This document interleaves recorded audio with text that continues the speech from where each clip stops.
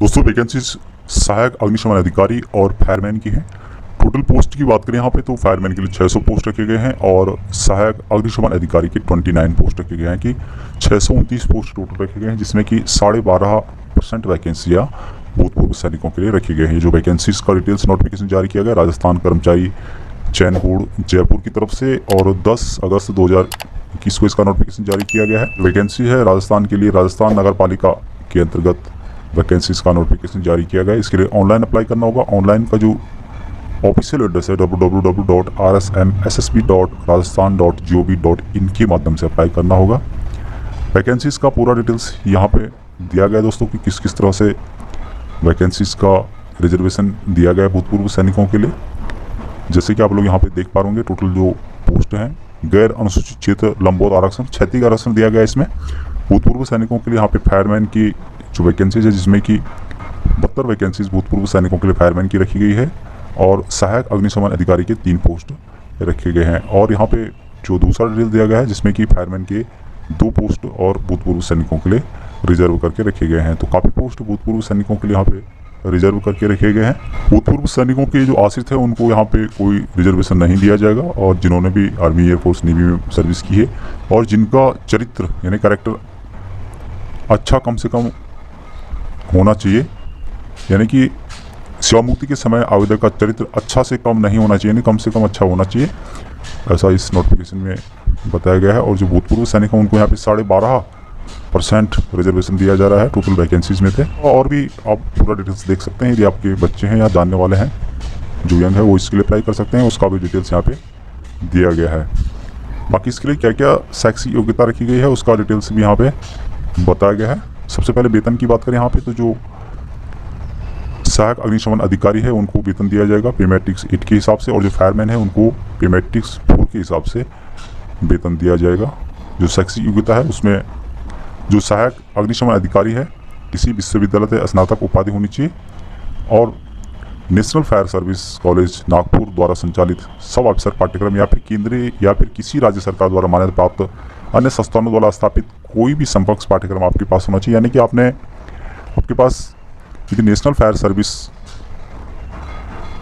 उससे रिलेटेड आपके पास डॉक्यूमेंट है तो आप इसके लिए अप्लाई कर सकते हैं। यदि आपने नागपुर से किया तो अच्छी बात है, नागपुर से नहीं भी किया है तो तभी आप इसके लिए अप्लाई कर सकते हैं। दूसरी जो बात लिखी है आपकी देवनागरी लिपि हिंदी में कार्य करने का ज्ञान एवं राजस्थान की संस्कृति का आपको ज्ञान होना चाहिए। फायरमैन जो पोस्ट है उसके लिए 10+2 होना चाहिए और विद्युत स्थापित किसी भी विश्वविद्यालय द्वारा मान्यता प्राप्त किसी भी संस्थान द्वारा संचालित न्यूनतम 6 महीने का आपके पास बेसिक एलिमेंट्री फायरमैन प्रशिक्षण या फिर समकक्ष उसकी आर्द्रता होनी चाहिए, यानी कि उससे रिलेटेड सर्टिफिकेट आपके पास होना चाहिए 6 महीने का।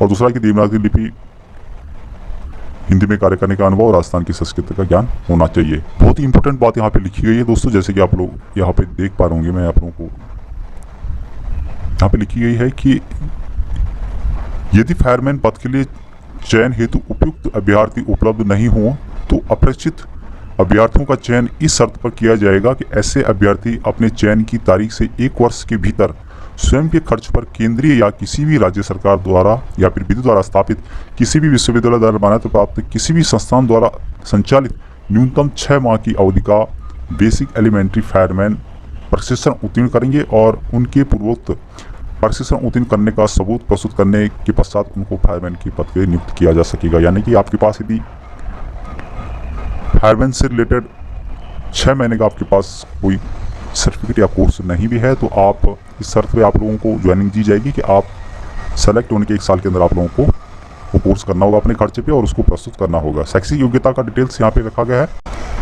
जो पुरुष है उनको 165 सेंटीमीटर रखा गया है, 50 kg वेट होना चाहिए, 81 सीना और 5 सेंटीमीटर फुलाव रखा गया है। अनुसूचित जनजाति के लिए छूट रखी गई है, उसका डिटेल्स यहाँ पे दिया गया है। इसके लिए कौन कौन अप्लाई कर सकता है?